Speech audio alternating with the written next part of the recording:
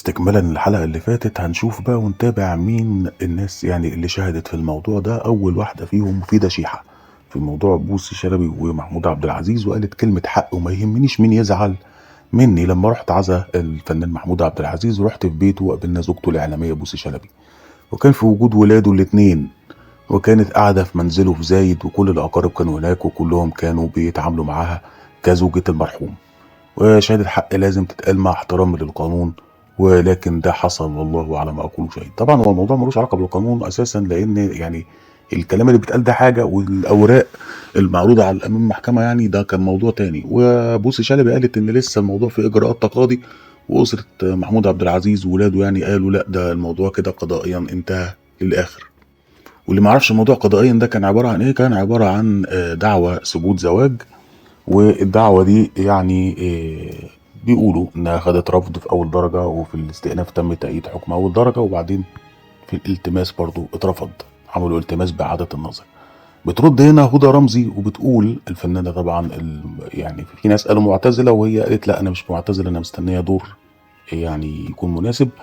بتقول ايه بقى، غريبة الدنيا دي قوي قوي، زوجة استمرت 27 سنة، زوجة تعشق زوجها حتى بعد وفاته ب9 سنين، ولحد هذه اللحظة لم تكف عن حبها له ووفائها له. عاصرت هذه القصة ولحد هذه اللحظة زوجة في قمة الوفاء وإلى آخره طبعا.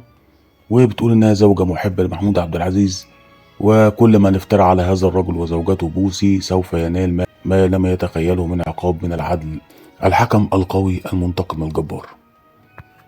وبوسي أرملة نور الشريف أو طليقة نور الشريف برضو كانت قالت حاجة في السياق ده برضو. وعندنا هنا بقى محمد عبد العزيز والد كريم عبد العزيز.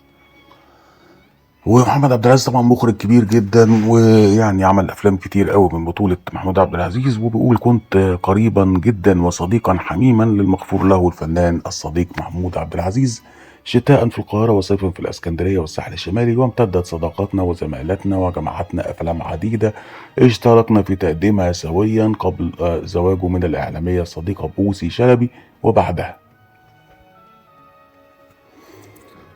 وأشهد أن ارتباطه ببوسي كان ملء السمع والبصر، وعيشناه جميعا كأصدقاء وزملاء لحظة بلحظة في جميع المناسبات بحلوها ومرها. وكانت بوسي تستقبلنا في دعواته لنا كزوجة وشريكة حياة، سواء في شقة محي الدين أبو العز أو بفيلتها بزايد 2000 عندما كان محمود عبد العزيز مقيما فيها.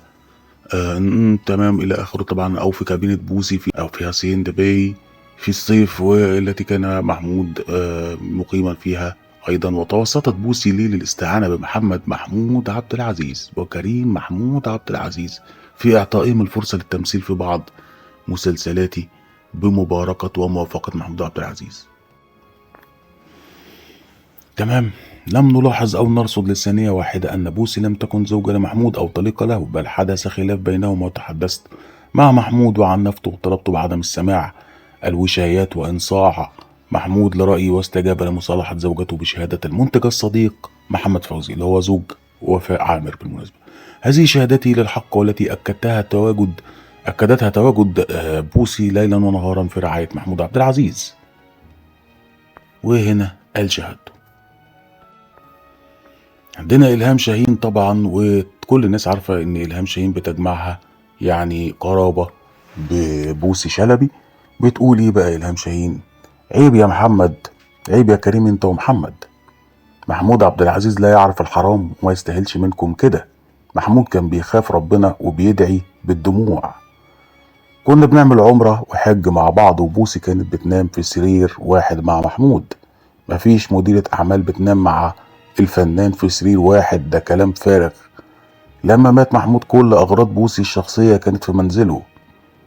نصحتها بنقل أغراضها لأن المنزل باسم أولاده وكنت معاها.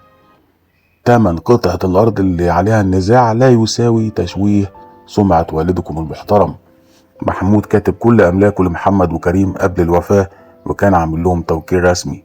الزواج إشهار، ووالدكم لم ينفي أبدا علاقته بزواجه ببوسي.